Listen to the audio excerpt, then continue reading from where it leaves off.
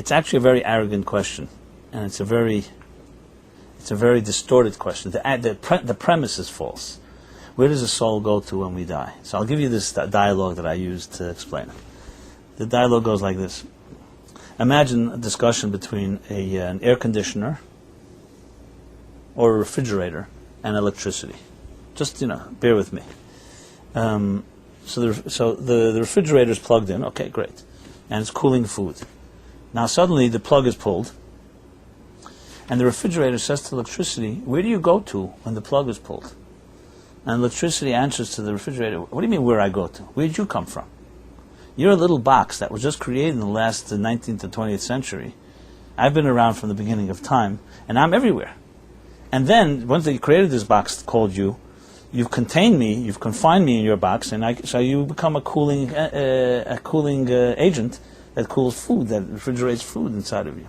So what do you mean where I go? Where'd you come from? You're the newcomer to the scene, not me. Basically, the expression that when we ask where does the soul go to, it's implying that here is where it's at, and where does the soul suddenly go? But maybe it's the other way around. The soul is where it's at, and this world is a newcomer. We're like the box. The soul enters the box. You and I are the box, the refrigerator, and the soul, which is the force of electricity, enters into this box for a period of time, and then it just goes back to its natural place.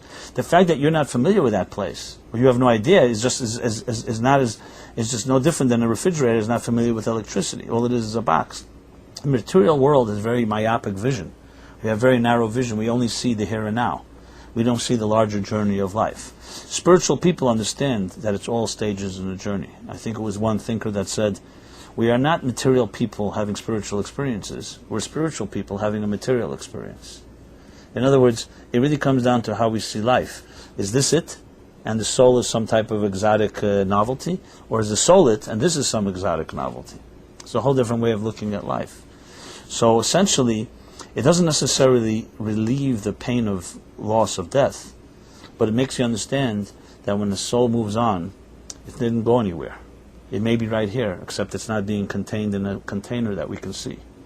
So it's spiritually here, but not materially here. Whereas we in this material world live in the illusion we only see on this side of the curtain. We don't see behind the curtain.